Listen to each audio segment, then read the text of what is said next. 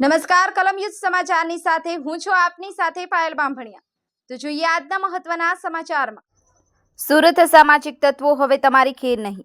ડિંડોલી પોલીસે બંટી ગેંગના પ્રવીણ ઉર્ફે આંબા કોળીનું સરઘસ કાઢવામાં આવ્યું, જ્યાં પોતાનો ધાક જમાવવા માટે લોકોને કરતા હતા હેરાન। ડિંડોલી પોલીસ સ્થળ પર લઈ જઈ અને તેની ભાઈગીરી યાદ કરાવી। ડિંડોલી પોલીસે સરઘસ કાઢી લોકો પાસે હાથ જોડી અને માફી મંગાવી। બ્યુરો રિપોર્ટ, કલમયુદ્ધ સમાચાર, સુરત।